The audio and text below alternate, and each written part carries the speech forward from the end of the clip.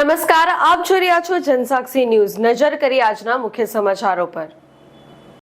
અંકલેશ્વર નગરપાલિકા દ્વારા ઓએનજીસી થી ચૌટા નાકા સુધીના મુખ્ય માર્ગને આઇકોનિક માર્ગ જાહેર કર્યો છે। ત્યારે આજરોજ નગરપાલિકાના ઇન્ચાર્જ પ્રમુખ ભાવેશ કાયસ્થ અને કારોબારી અધ્યક્ષ નિલેશ પટેલે આઇકોનિક રોડનું નિરીક્ષણ કર્યું હતું, જેમાં રોડની બાજુમાં બેસાડવાના બ્લોકની ગુણવત્તાનું ચેકિંગ તેમજ કાર્બિંગ રોડ લેવલનું માર્જિન અને મટીરીયલની ગુણવત્તાની ચકાસણી કરી કામગીરીની સમીક્ષા કરી જરૂરી સૂચનો કર્યા હતા। આ નિરીક્ષણ દરમિયાન નગરપાલિકાના કર્મચારી ઉપસ્થિત રહ્યા હતા। અંકલેશ્વર નગરપાલિકા ઓએનજીસી થી લઈને ભરૂચ નાકા સુધી આઇકોનિક રોડનું કામ શરૂઆત કરવામાં આવ્યું છે।